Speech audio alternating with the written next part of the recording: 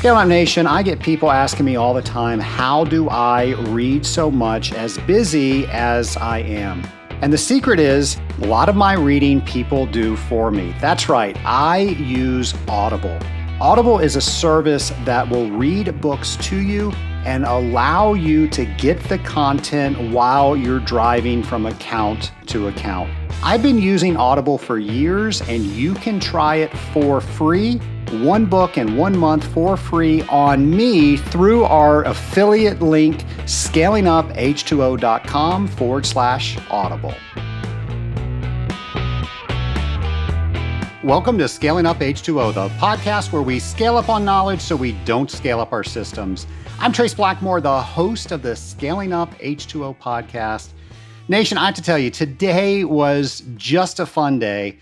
I was on several other podcasts. So 5 years ago, when I started Scaling Up H2O, when I got out my Bluetooth headset and recorded on my Android my very first episode, and then I posted that up to iTunes and some other services, I had no idea that 5 years later, we were going to have well over 250 shows and thousands of people that listen to this podcast.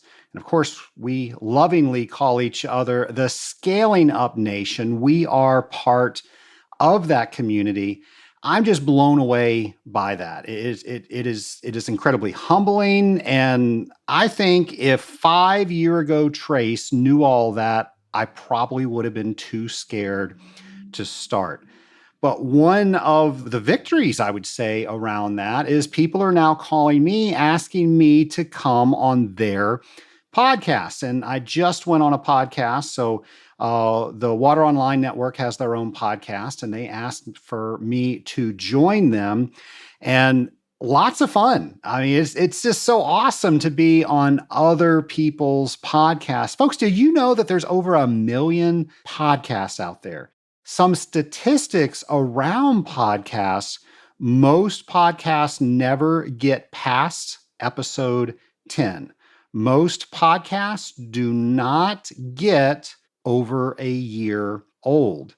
Most podcasts stop before they really get started. So think 1 million of those podcasts are out there.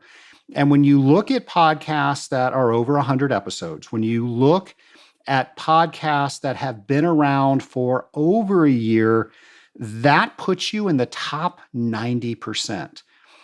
When I look at some of the stats that we have as the Scaling Up H2O podcast in different countries, in different download time slots, I'm just amazed at how well received that we are as the Scaling Up H2O podcast. Of course, that is because of all of you. That's because you are letting me know what it is that you want me to talk about, and you're allowing me to talk about it. By the way, that is one of these episodes. Today, we are doing a pinks and blues. That means that you asked me a question and I created an entire show around those questions.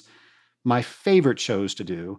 When I go to different conferences, different trainings, I'm always asked, hey, can you do some more pinks and blues? And I would love to, but the only way that I can do that is if you give me content in order to do it. So I need your questions. I need you to go to scalinguph2o.com, go over to our show ideas page, and let me know what those questions are. Or you can record your voice on our voicemail feature, and I will play your voice asking that question. By the way, when I was at the Association of Water Technologies training, somebody asked me, hey, why do you call a show Pinks and Blues? And maybe that's a term that's not used so much anymore, but that's what my father used to call running tests. He would either call it Betty Crockering or he would call it running pinks and blues. And if you think about the hardness test, it goes from a blue to a pink. So I guess that's where that got that name.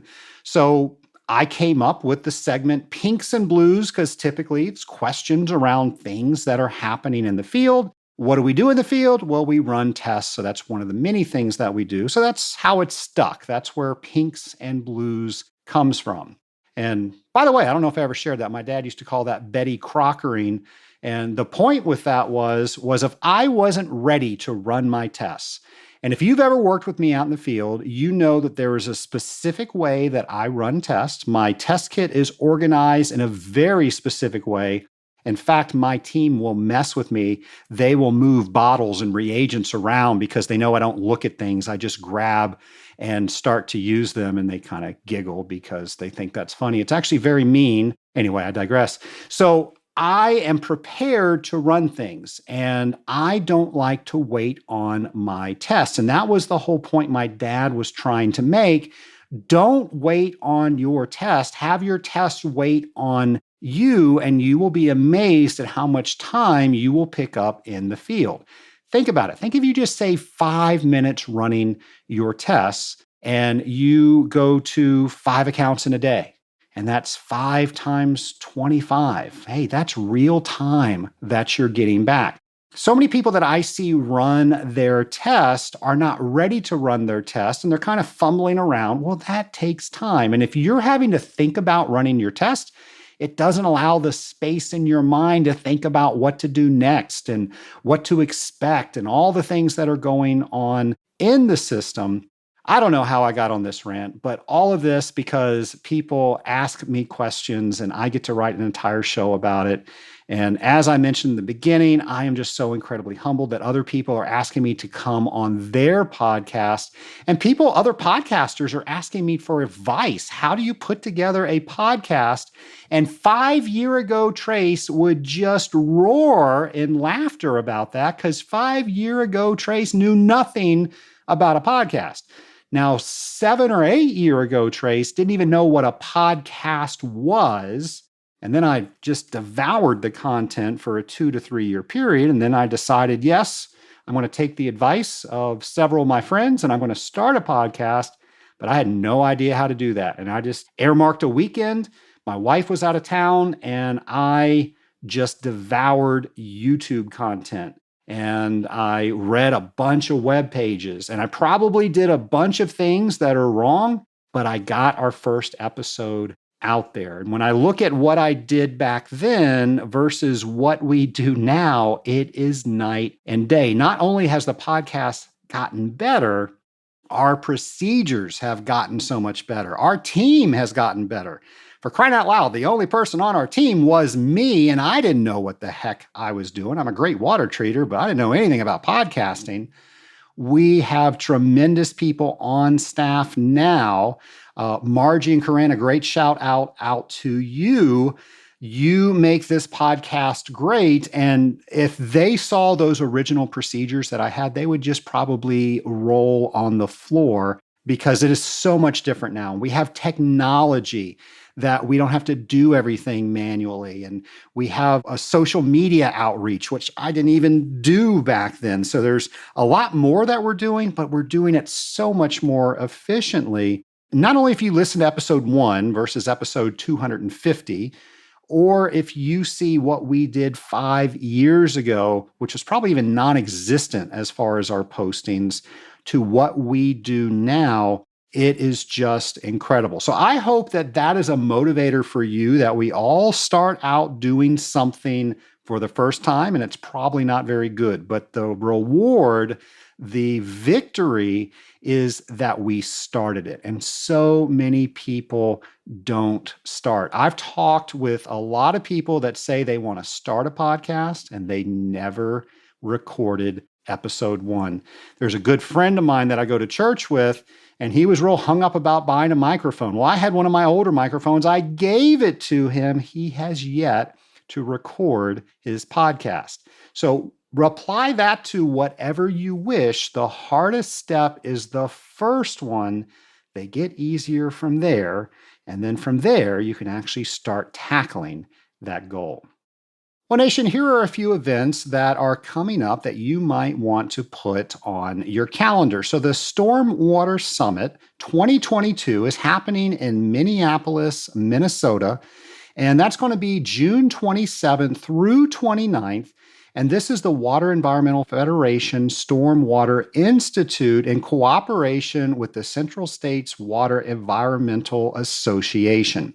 So if this is something you want to learn more about, you can either attend in person, and they also have a virtual option. We're going to have all that information on our show notes page, so make sure you go visit that.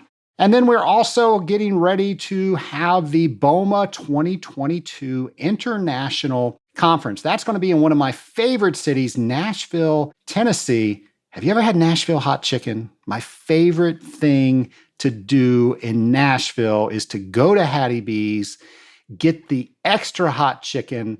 You're probably not going to eat anything after that. You're not going to taste a lot after that, but they do hot chicken right. And hot chicken is when you make fried chicken, you dip it in hot sauce before you bread it. It is one of the finest Southern cuisines out there. But I digress from BOMA. The BOMA International Conference, June 25th through 28th in Nashville, Tennessee.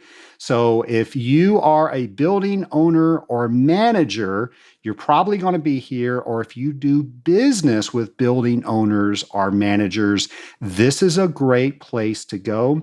I volunteered quite a bit with BOMA in our local community here in Atlanta, and just a great organization. So to find out more about that, you can go to our show notes page.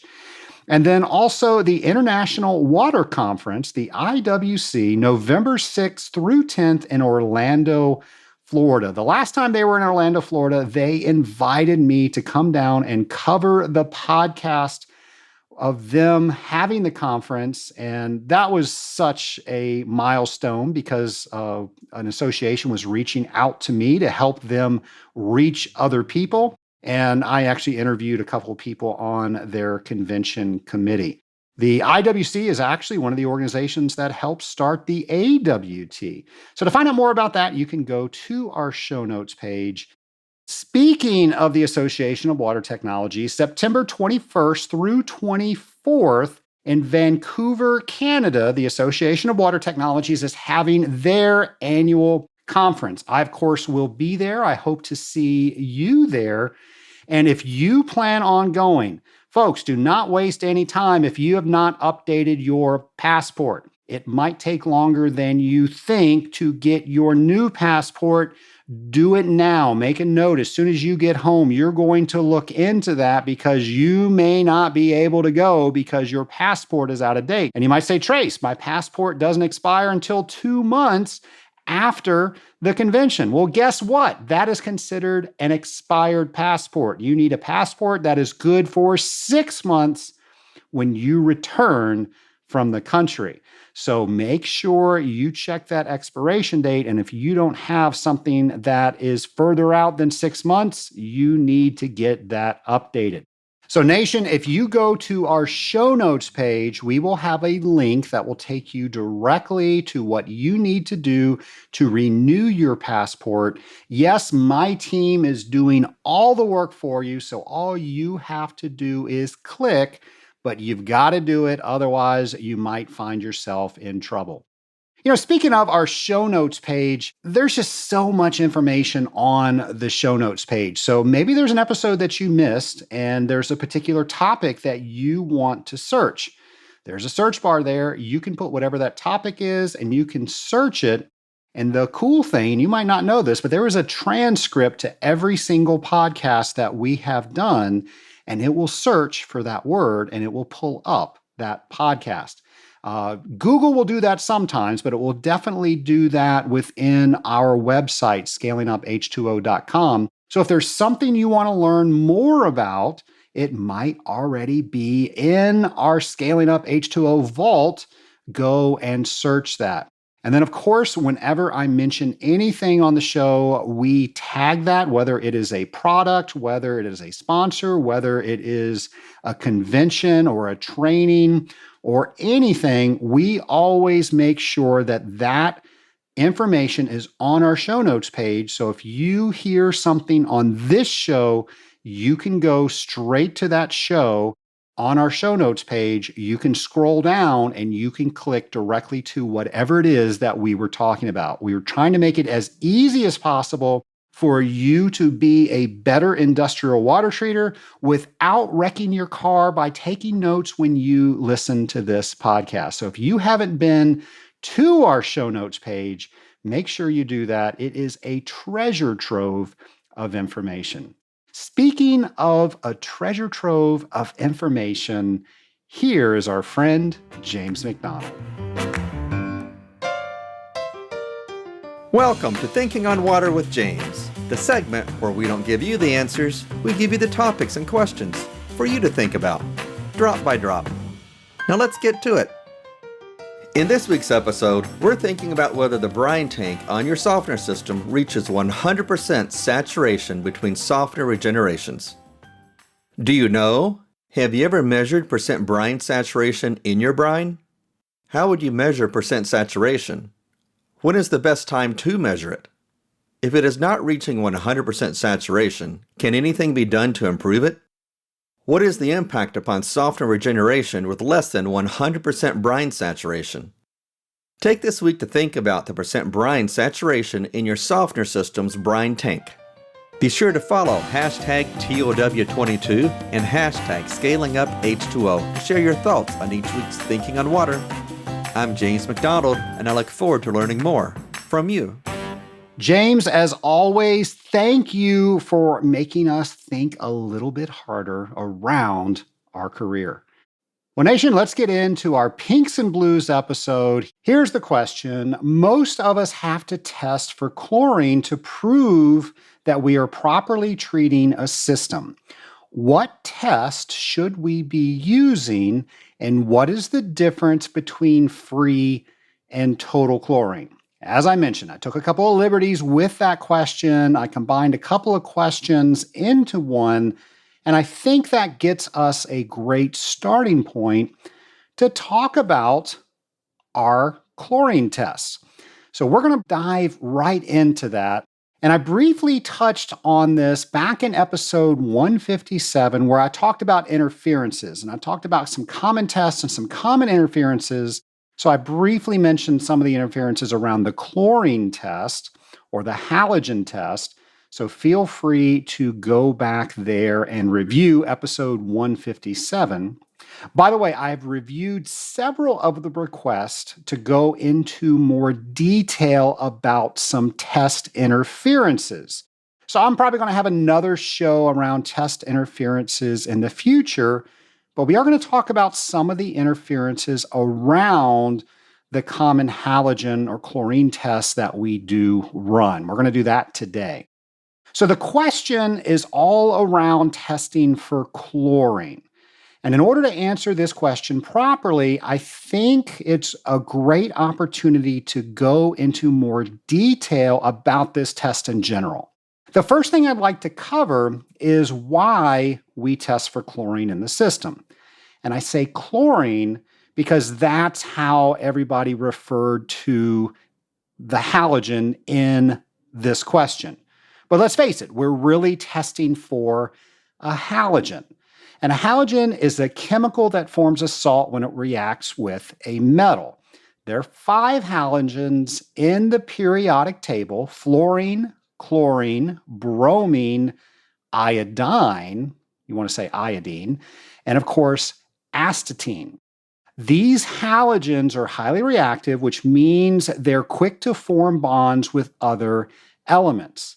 Now, if you were on the periodic table, you can find the whole column of halogens by going all the way to the end and moving to the second column that's from the farthest right.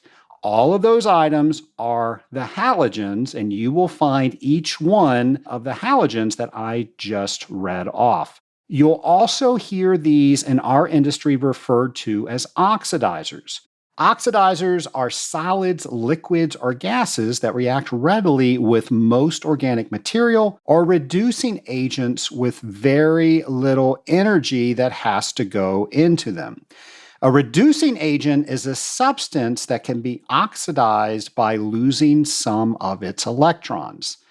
Thereby, an oxidizing agent is a substance that can be reduced by gaining electrons.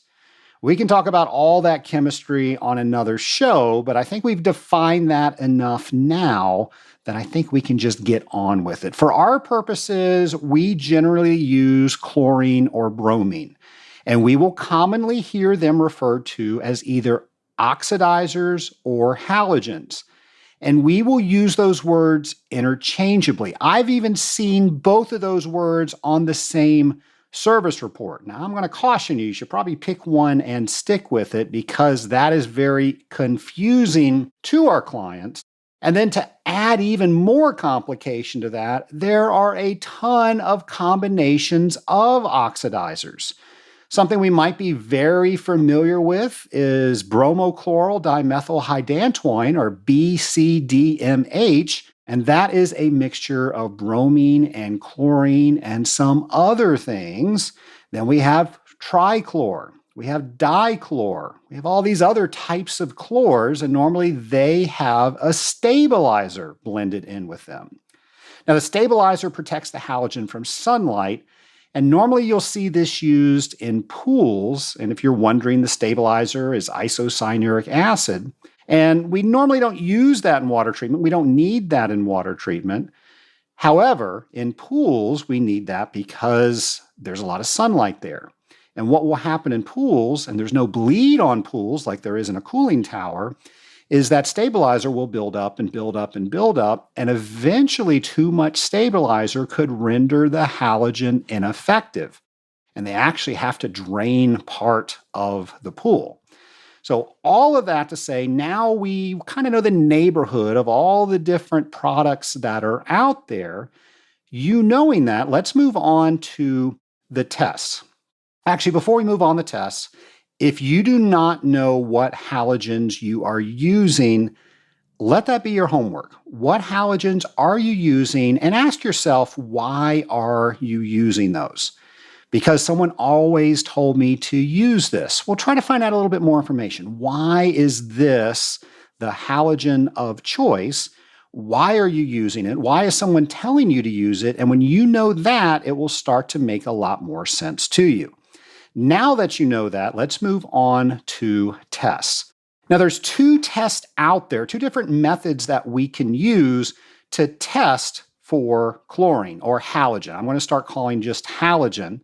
And the first one is the OT method. And if you have a pool and you bought a chlorine test from Walmart, this is probably what you are using.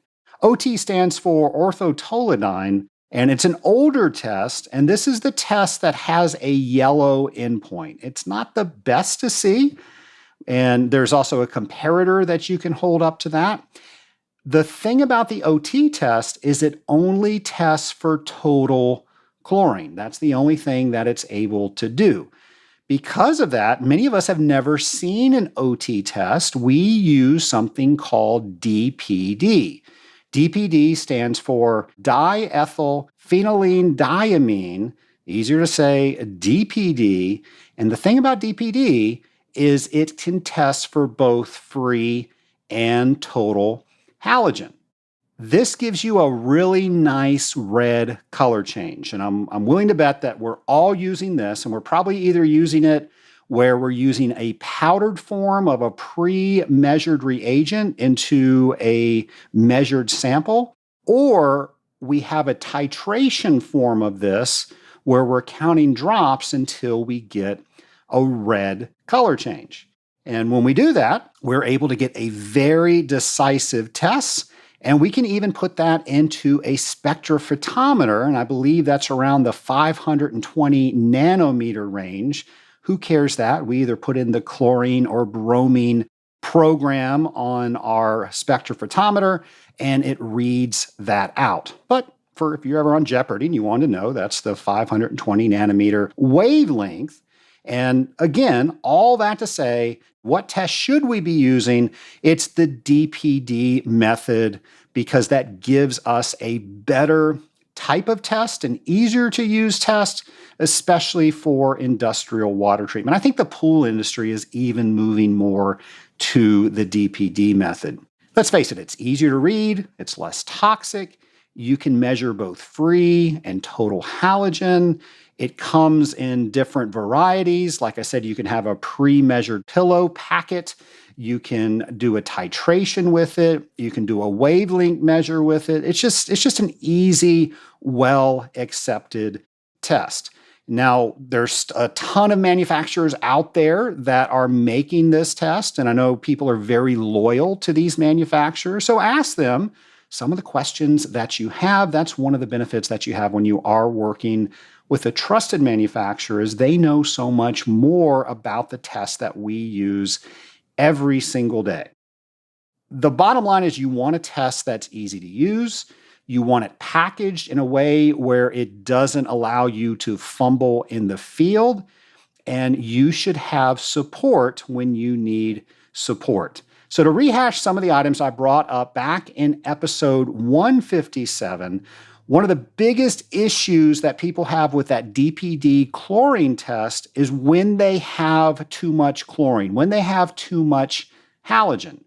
Now, a sign of this is when you put your reagent in, you get a red color and it immediately goes back to clear. And you're thinking, I don't have any halogen in my system. I need to increase my chlorine feed or my bromine feed or whatever halogen that you are using. Well, you actually did the exact opposite of what you should have done there, because you had too much and now you have even more. So if you ever see your test going red to clear, try diluting your sample. And after you dilute your sample, if you get a red color that is stable, that's confirming that you have way too much halogen in that system. So you want to actually get some halogen out. You can do that by not feeding halogen for a while. You can do that by some bleed. There's all sorts of different ways that you can do that. But if you didn't understand what your test was telling you, inherently, you would have done the opposite of what you should have done. Instead of putting more in, you need to put less in. So understanding your test is paramount. So let's talk about some more interferences with this test. And if you're curious about the interferences on the test that you use, the manufacturer should have provided procedures, and in those procedures, they should have listed out some of the interferers. And they should have listed what to do when you get interference with that. If you're looking for a great resource, the Hach Water Analysis Handbook, which is available for free online, has all of their test procedures and also the different interferences that are on there and what to do with that. So if you're wondering where I got some of this information, other than just experiencing them in the field, I also looked at that Water Analysis Handbook. And that's where I get a lot of my information when I try to understand my tests better. If you don't understand how your tests work or the interferences around them, again, the Hach Water Analysis Handbook is a great tool for you to better understand your test. So let's go ahead and talk about some of the interferences when we have a halogen test. If we have a high or low pH sample, the test may not turn the proper color. The red might be off a little bit. If this happens, then you can adjust your sample to the ideal pH range of between 6 or 7. You have things in your test kit that will allow you to do that. Keep in mind that oxidizing agents, that's what they do, is they oxidize, and you're not going to get the best absolute sample if you do some manipulation to these samples. It's just going to get you in the ballpark.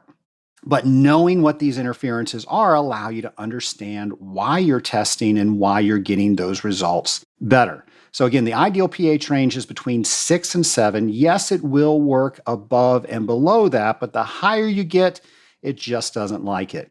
Also, high alkalinity can not allow a red color to develop. So the higher the alkalinity, you might have a problem with that. Same thing with hardness. although hardness is well above 1,000 where I've ever seen an issue around that. So what do? You dilute your sample to be well below that. I know you've heard me say on other shows that your tests are your tool. So use them as your tool. Understand them as a tool. Don't run your tests and have your tests tell you what to do next. They can't do that. And if you're relying on your tests to do that, you're not doing this job right. My advice is that you know exactly what is going on with the system to the best of your ability before you run your first test.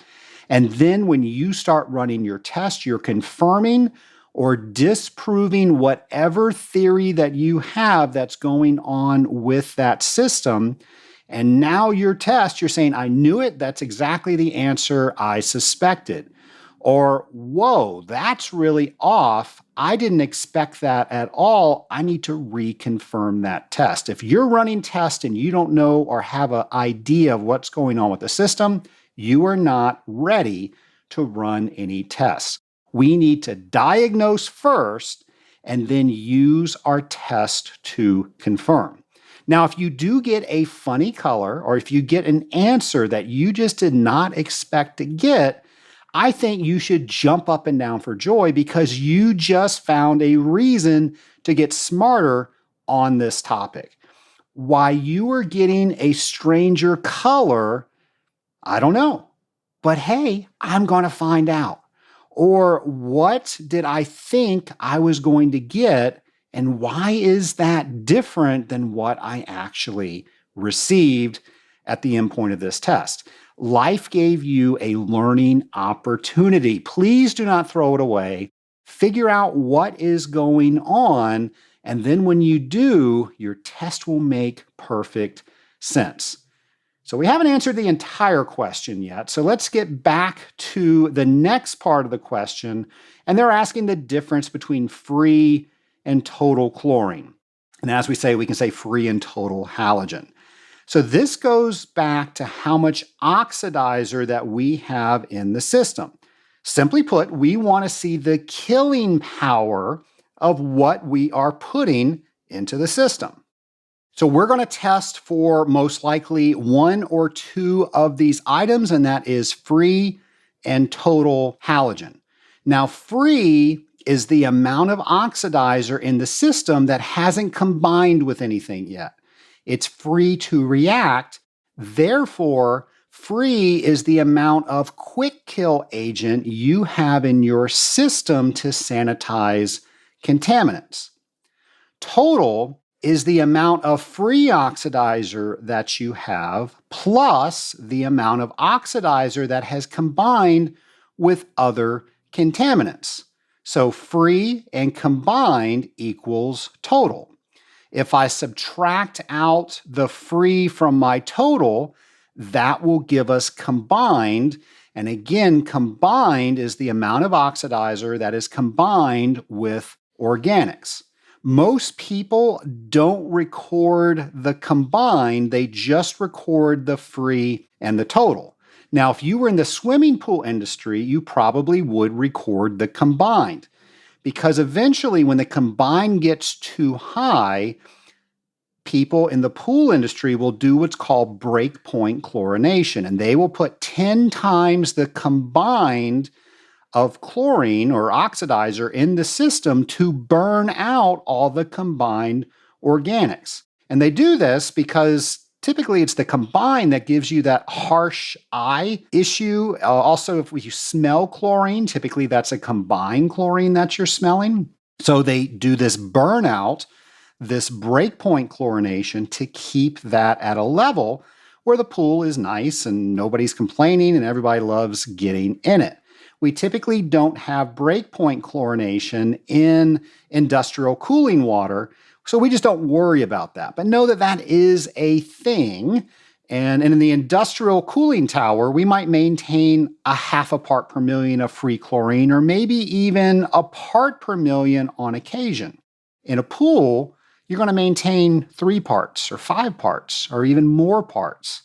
Now, we have bleed in a cooling tower, so we're constantly turning over water. We don't have that in a pool. So in addition to having all that combined agent in the pool, we're also putting stabilizer in a pool. So pools are a whole different animal. So a lot of people don't translate well between pools and cooling towers, and there's a reason for that. They are very different. So make sure you're treating what you're supposed to be treating. And if you're talking to a pool person about what to do with a cooling tower, just make sure you truly understand what it is that they do for a living, and they may not have that experience for the industrial water treater. So once more, free is the available oxidizer that's not bound with anything. Combined is how much oxidizer that you have bound up with organics. Add these two numbers together and you get total chlorine. The next question is, which one should we be using? So we now understand all the different oxidizers. We understand that we have a free test, we have a combined test. With the free and combined, which one should we be using? Which one should you be reporting? Unfortunately, there's not a good cut and dry answer. However, the short answer is you use the one that you're supposed to use for that account, or you use the one that your company says that you're going to use. Well, Trace, my company says use both. Well, there you go. You're going to use both then. Now, I've heard people say that the only thing that counts is free because that's the only thing that's available to rapidly kill anything that's in the system. And I 100% agree with you if we had a once-through system, or maybe we were talking about a clean-in-place system. But we are talking about, in this instance, a cooling tower, a recirculating system. So if we put something in the system, it's not just going to see it once, it's going to keep seeing it over and over and over again. That means it stays in contact with everything that's in the system. In my opinion, a total test is very justifiable, and it's a great way to gauge the amount of total oxidizer in the system. And because it's continuing to see those organics over and over again, the combined chlorine still has killing power. In fact, the combined chlorine has a specific charge that will actually enter the biofilm a little bit easier. So the short answer is use the test that you need to use for that account, or the company says that you need to record, but understand that we're not using this for clean-in-place systems. And when I say clean-in-place systems, we've got some sort of process where we're doing something with food, and when we go to clean it, it has to clean in seconds because it doesn't get a lot of contact time. In a cooling tower, we get a ton of contact time. And there's nothing wrong, in my opinion, for utilizing the combined chlorine to go after biofilm. But I'm not going to stop there either. I'm also going to verify whatever we're testing for is working properly. Now, that might mean that we're running other tests. There are other microbiological tests that we can run. There's very specific biologic species tests that we can run. Some are mandated by water management plans. And now we've got a test that we're running on the oxidizer in the system. We're running a separate test to make sure that the system is responding well with that oxidizer. And if it is or it is not, the parameters are laid out in a document. And that document is called a water management plan. And nation, if you are lucky enough to have a water management plan on the cooling towers that you treat, you have got a way better relationship with your customer. What do I mean by that? You have had a conversation with your customers that something could happen. We could get a high Legionella count in this cooling tower, and our goal is not to always have zero Legionella. Our goal is to take negligence off the table. Our goal is to have some sort of program where we realize that Legionella can happen in this cooling tower, and we want to make sure that we are treating that properly. And how we're going to do that is we're going to have a conversation before anything happens. Before we're under any pressure of any test to make any decisions, we're going to talk about how does this cooling tower function? How does this building function? How does this team function? And now let's put parameters around that. And now that we've identified that one of the hazard points is the cooling tower, what are we going to do in that cooling tower to make sure that we're monitoring for Legionella, or maybe it's different biological activity? With that, we're going to say that we're going to treat the cooling tower with this oxidizer. This is how we're going to treat that. We're going to treat it up to a certain part per million. We're going to test that certain part per million, and then every so often we are going to collect a sample to see if the oxidizer is working the way that we think it should. And if it does, great, we don't make any changes. If it's not, then we make changes, and we might even do some sort of remediation to knock that back down to a level where we are safe, where we are maintaining that program.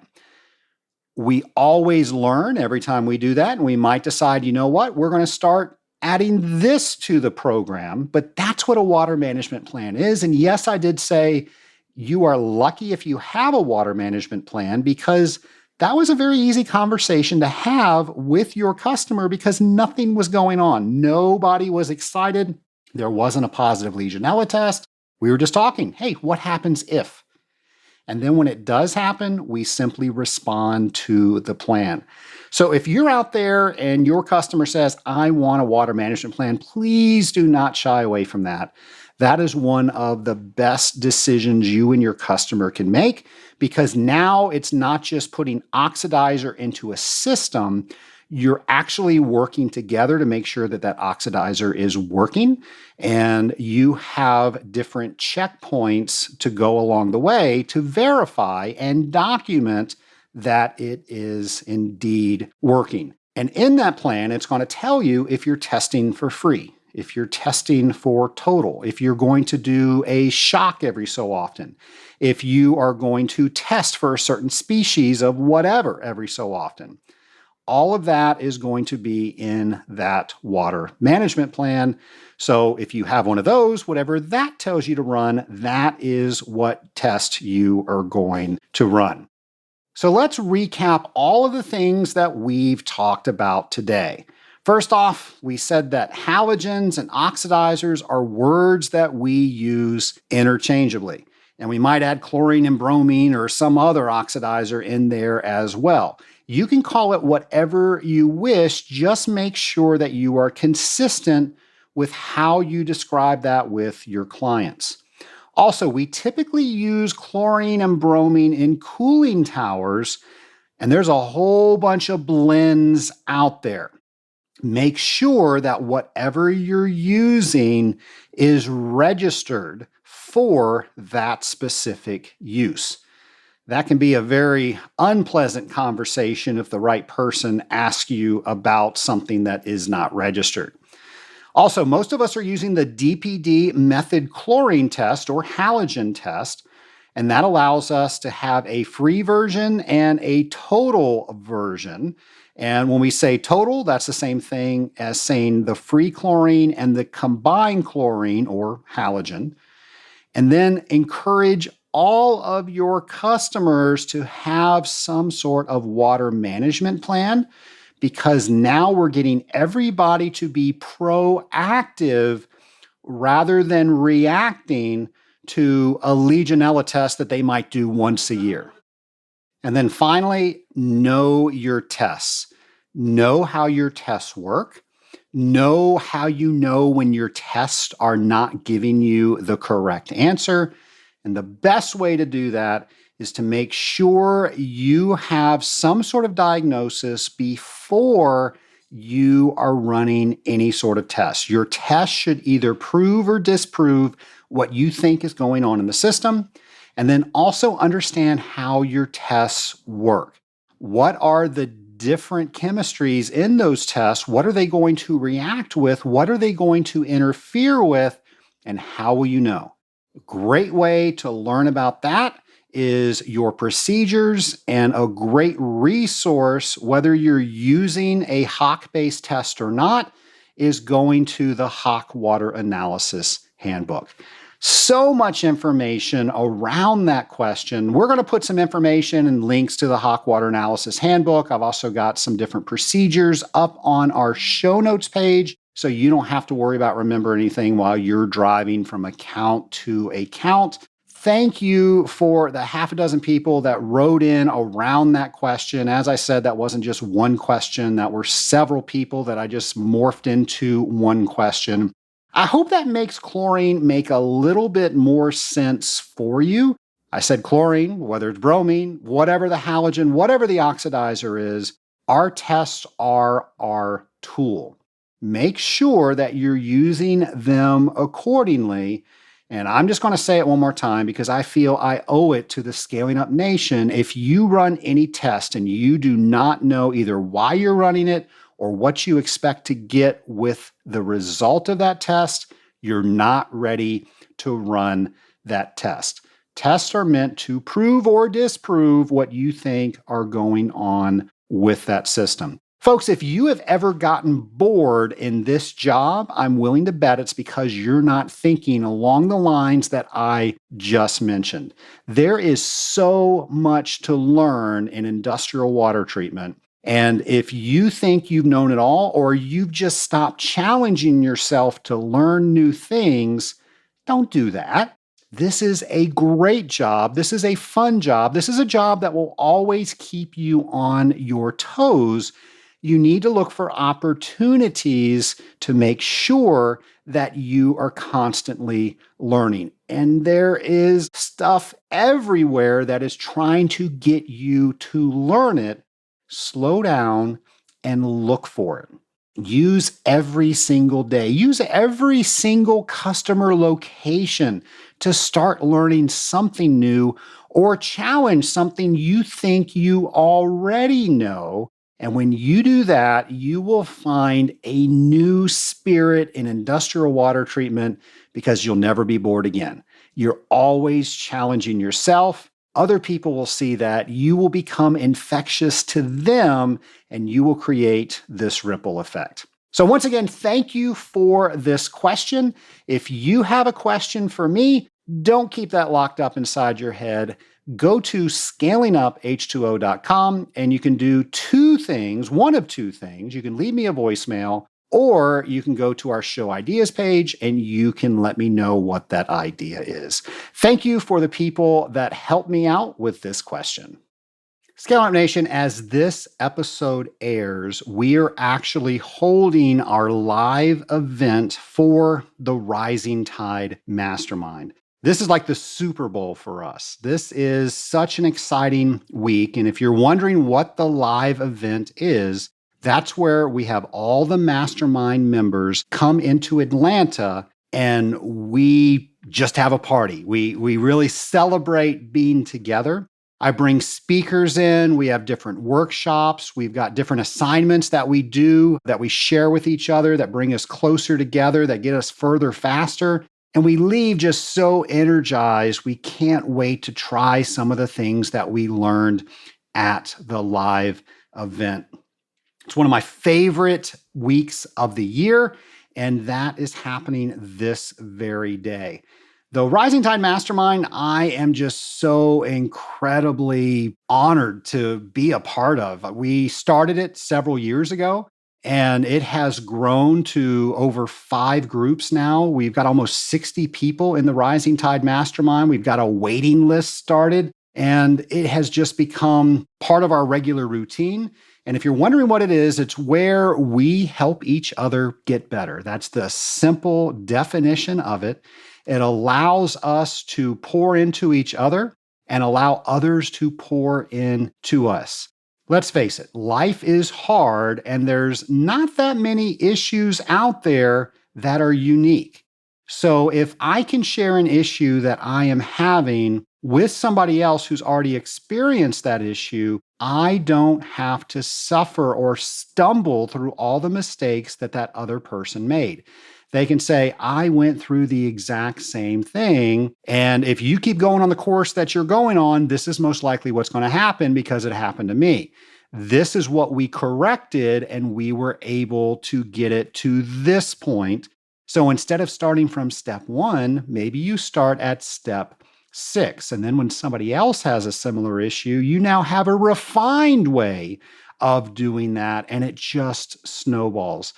The people within the Rising Tide Mastermind have just become so successful, and the success we share with each other, because when somebody wins, we all win. We've all had a part in that. I'm just so proud of all the Rising Tide Mastermind members. And I will say that this group is not right for everybody. So if you're not somebody that wants to be better, if you're not somebody that's going to encourage others to be better, if you're not somebody that can hold other people accountable and allow other people to hold you accountable and let you know when you're missing the mark on that, probably this is not the right place for you. But if you're somebody out there that knows that you can do better, that knows that, if you had a group of friends that understood what it is that you do because they do it and they can help you do things better in all areas of life, not just in technical water treatment, then maybe it is something that you should look at. And you can start by going to scalinguph2o.com and clicking over to our mastermind link and reading a little bit more about that. I just love the live event. You'll probably see some pictures on the website about the live event, and it is just something that if this sounds good to you, you do not want to miss. Well, folks, I hope to see you soon at one of the conferences that I mentioned earlier. I really hope that if you have a show idea that you let me know exactly what that is. This show would not have been possible if the people that gave me those questions did not give me those questions. And I do definitely have a list of questions, but I know if you don't send me your question, that list will soon run out. And I've still got 15 years of episodes to make. We're only on year 5. So please do your part in helping me with that. Folks, I hope you enjoyed this episode, and I will see you in exactly 1 week. Take care, everybody. Scaling Up Nation, if you keep doing the same things, you're going to get the same results. And that's why joining a mastermind like the Rising Tide Mastermind is a game changer in allowing you to achieve different and better results. You have an entire team that combines to help you get to where you want to go. The Rising Tide Mastermind is the catalyst to your next level of success. To find out more about the Rising Tide Mastermind, go to scalinguph2o.com/mastermind.